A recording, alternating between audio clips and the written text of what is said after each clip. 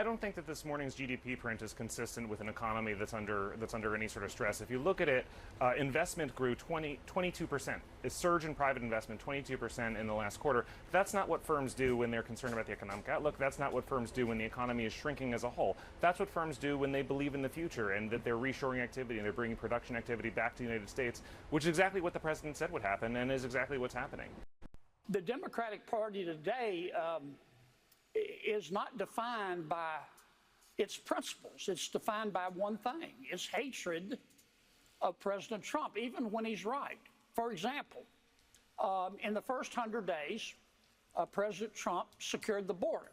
The Democrats were opposed. In his first 100 days, President Trump started deregulating the economy. The Democrats were opposed and are opposed. The president, in his first 100 days, has backed Israel. He stood up to China. He stood up to Iran. The Democrats are opposed. I've been mocked for saying I'm surprised about this, but I'm surprised about this, that Trump voters who acknowledge that they're worth less today than they were on Election Day, that the 401ks they depend on for their future has been hurt, has been damaged, and yet they stand behind him. They'll make excuses that the markets were overbought. They'll make excuses that we need to level set. They're willing to accept personal pain for them to get a readjustment of the relationship between the U.S. and China, a readjustment of the relationship between the U.S. and the rest of the world. They'll take personal pain to get that readjustment. And Andrew, I've never seen this before, because usually when you're hurt economically, that changes your perspective and your politics. Not with these people. We're staying firm. I don't understand the media's rush to judgment, honestly, right? As you saw from the intro, at the end, you saw Frank Lux, so this pollster who's, people call him like a never-Trumper, anti-Trump. He's always trying to find out his way to somehow undermine Trump in some passive way. And as you saw from the intro, we're talking about that GDP growth went negative 0.3 first, okay. It went down 0.3. And now they're trying to, I almost wish cast that, this is before Trump's tariff announcement, so it's going to be even worse. And this is how I'm going to start evaluating the media. The media says that they're expecting a second GDP growth. This is why a lot of the Democrats are trying to come out here now and try to say that this is the Trump recession. And honestly, it doesn't feel like a recession. It feels like we are trying to make a bet, right? We know, hey, you want to get fitter, you want to look better, you're going to have to take some type of sacrifice. I think Trump's voters understand that. And these people are only looking like, I don't know, it's quarter to quarter, but I think many people are looking at it from a holistic view for years. And I said this numerous times on my channel that I'm giving Trump a year.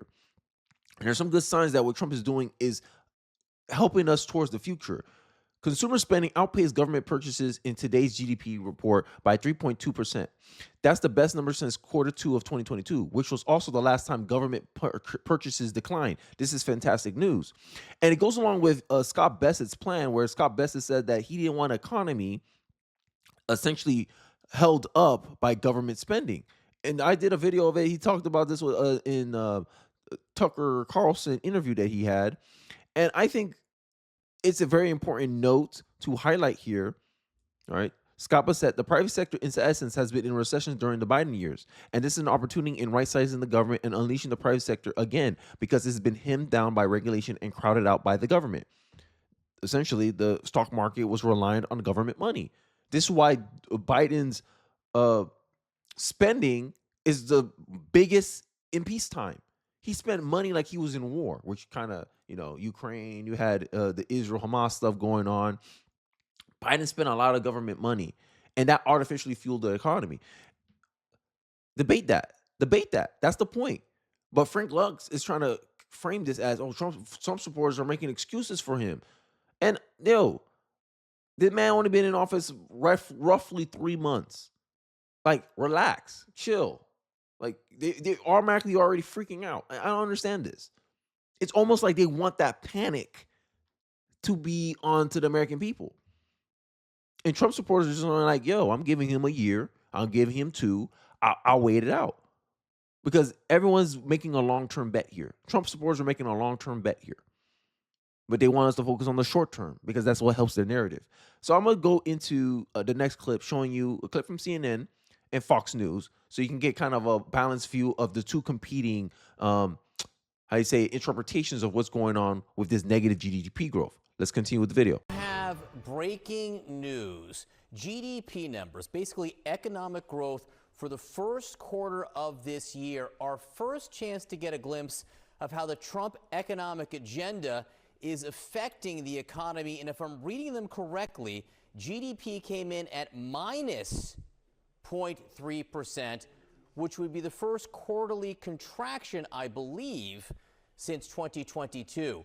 With us now, we're lucky to have CNN anchor and chief business and economics correspondent Aaron Burnett with us. Am I reading this correctly? Down 0.3% in the first quarter?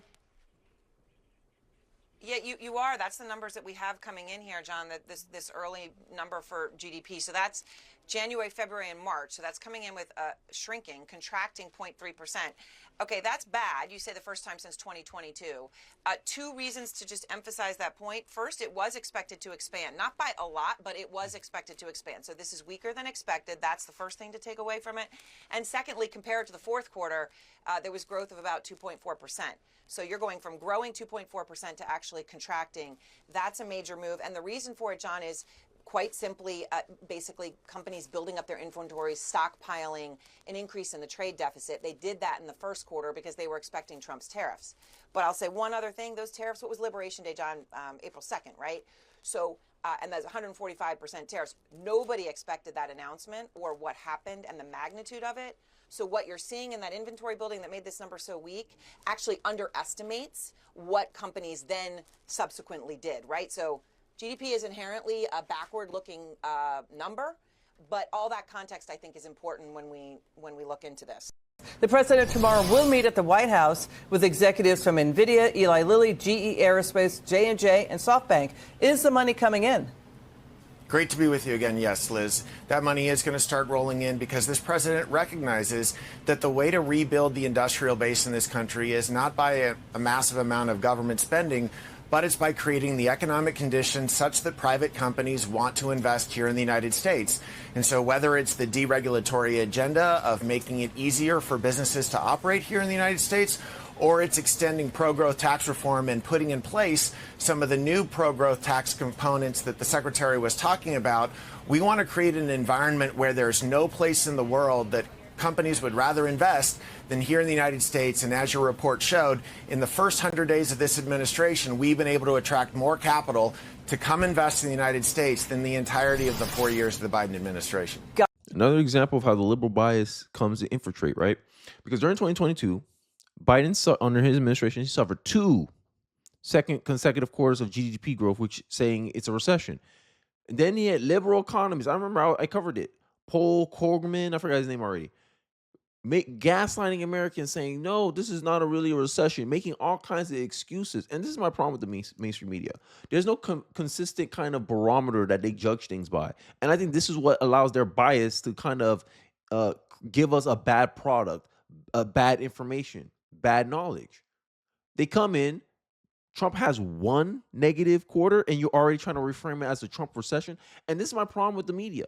Anything Democrats say, they're quick to parrot that and try to make it as if it's a stated fact. If we get negative quarters of GDP growth, consecutive quarters of GDP growth, and we're saying it's a recession, that has been the technical and widely accepted definition forever. The people who try to change it and gaslight under Biden were pathetic. They are now 100% calling it a recession under Trump. How you do that? How you do that? Like this is the kind of ridiculousness that many people are tired of. I have another post for you guys. Here's Andrew Yang, former Democrat candidate for the Democratic Party. The Trump recession is here.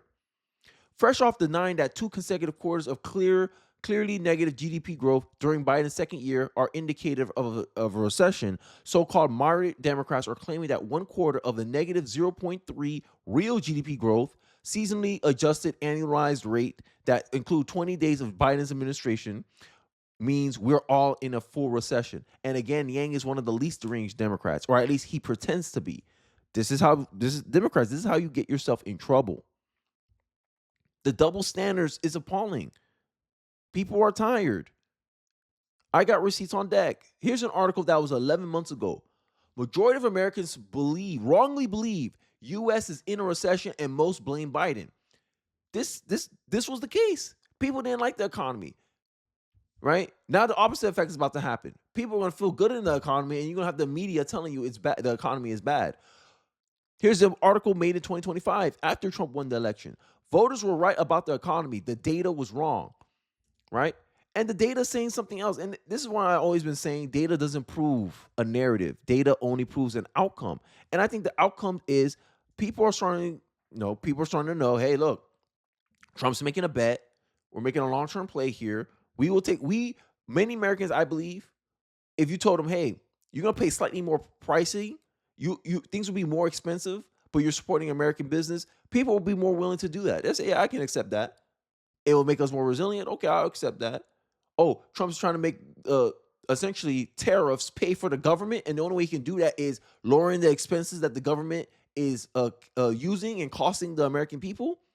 And if he can get it under, I think tariff revenue exploded. $15 billion Trump made out of the tariffs. I think he broke a record. So Trump's like, yo, $15 billion. If I can get this to at least $1 trillion, I could lower the tax burden on the American people. And people are saying, yo, that's a risk we're willing to take to get a desired outcome. Like nothing good ever comes without sacrifice. Consumers are on fire. New numbers say consumer spending and incomes are taking off under Donald Trump. Hardest hit are legacy journalists still furiously stabbing their voodoo dolls for a recession. Last week, the Department of Commerce released fresh numbers on spending and income. This was the first report under Trump, so there's a lot of attention on it, and it was on fire. Personal consumption expenditures jumped 5.3% annualized. That's up from negative 3.3% in Biden's last month, so the consumer is coming back. That's some good signs there. This is in April. There's some good signs here. People are spending more money than they did under Joe Biden. Why? Prices were coming down. Grocery prices were coming down. But this is what the media doesn't focus on. They focus on what's hurting the big banks. They focus on what's hurting Wall Street. And why not? Wouldn't they? Wall Street is their constituency. Wall Street vote 80%, donate 90% to the Democratic Party. Why wouldn't they focus on what's going on with Wall Street? And they're trying to cast these narratives that I think many people are trying to. It's becoming too blatant now, right? They're putting out these false stories, these fake stories. I saw somewhere they're covering Elon Musk 100% negative. I'm looking for it right now. This is what our media has shown us. They're contaminating the knowledge distribution system in the United States because Trump can't have a good thing go his way. He can't have a good thing. How you cover individuals? How you cover an individual 100% negative, 96% negative, 89% negative? How you do that? How can you call yourself an objective news network? We're just calling the facts. But you cover someone 100% negative. How is that possible? I grew up talking about there's nothing 100% in this world except death. But apparently Pete Hegseth is pretty damn close. This is ridiculous. And then people wonder why, and then the media, these journalists, these liberal journalists, wonder why people don't trust them, why they trust Donald Trump more than they trust the media. People trust the internet more than they trust the TV. They wonder why. Because the TV was telling us during the Biden years that back-to-back negative GDP growth wasn't a recession. Then in 2025, Trump happens to have a negative quarter, and now they're saying it's going to be a recession. Make it make sense, media. And then when people will point out, hey, yeah, journalist is the most liberal profession in the books in the U.S., they'll say, oh, no, that bias, we're professionals. Bias won't play into our work. But look what you're paying attention to. You rather pay attention to the Wall Street Journal busted, Elon replacement story exposed as a complete fiction. The Wall Street Journal scoop claiming that Tesla board was searching for Musk's replacement wasn't just wrong, it was journalistically unethical. Publishing after receiving an explicit denial from the Tesla board represents a shocking abandonment of basic standards. This is our media today. This isn't oversight. It's a calculated character assassination. And this is something that many people have realized about the mainstream media. This is what they realize with the Pete Hegseth stuff. People realize the media-driven reporting. I hate this. The timing reeks of agenda-driven reporting. Just as Tesla prepares to launch an autonomous robo-taxi that could revolutionize both transportation and the company's financial trajectory, suddenly we get a boardroom drama fiction presented as fact. When major media deliberately ignores the direct denial from official sources, they're no longer practicing journalism. They're crafting narratives. The real story here isn't about Tesla's leadership, but about the Wall Street Journal willingness to sacrifice integrity at the altar of corporate puppet mastery. This is our media. This is how liberal bias is destroying the credibility of our news networks to the point where I can't trust anything on the news anymore. If I don't read it, if these two blind eyes hasn't seen evidence or the articles, I don't believe you. If it's he says, she says stuff, I don't believe you. I'm neutral. I say, I'll see. I'll wait. And I think before I end off this video, I want to show this 17-second clip of J.D. Vance just calling out the media.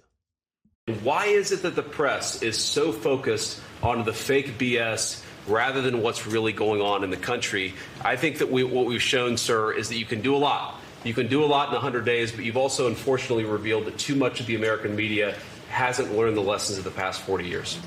Why? That's it. I think that pretty much sums up my final thoughts. The media has not learned, right? They're doing this doomsday stuff, and that's what I'm saying. I think it's perfectly put. Agenda-driven reporting. That's what it is. 2022, you made excuses for Joe Biden's back-to-back negative GDP growth. You talk about inflation was transitory. This is the media. Just 3 years ago, and they pretend like 2022 was so far away. It was 3 years ago, my guy. We haven't had a contraction like this since 2022, and you're trying to frame it as a recession. But if we go back to how you guys were reporting it, how you guys was inferring that those back-to-back GDP growth numbers in 2022, you said it wasn't a recession. You made every justification to say it wasn't a recession. You laughed at or you called everyone fake news like me for saying that, yeah, I feel like we're in a recession. People were struggling to find jobs in 2022. College kids didn't know after they graduated they could get a job during 2022. It sure as hell felt like a recession. They had to spend all this money. Joe Biden was forgiving student loan debt, which caused inflation. Student loan debt contributed about what, 23% towards inflation? All this government, that's why I'm telling you, government spending causes inflation because you increase the money supply, which dampens and waters down the buying power of every dollar in circulation. Inflation is the payment you pay for free stuff. When government pay for stuff, especially things that's over its budget, it causes inflation. But you want to pretend it's corporations doing this. Yeah, okay, socialist. Okay, communist. Okay, Kamala Harris. This is why government spending wasn't the play. This is why I said, yeah, deregulate, cut these people. We're wasting money. How are we spending, I forget the number, $800 billion at the Department of Education, yet we have bad outcomes. We have worse outcomes before the creation of the Department of Education. Make that make sense. Every observable metric from the Department of Education is bad for us. We spend the most money on education and public education compared to the rest of the world, yet we have the worst outcomes. Throwing more money at the problem isn't the solution. And just like the media, the Democrats haven't learned anything either. But, I'll leave it at there. Let me know your thoughts and your perspective in the comment section below. I'll be interested to hear what you guys are thinking. Don't forget to like, comment, subscribe. Please share this video if you feel so inclined. It really does help me out in the algorithm. And I'll catch you guys on the next one. Peace.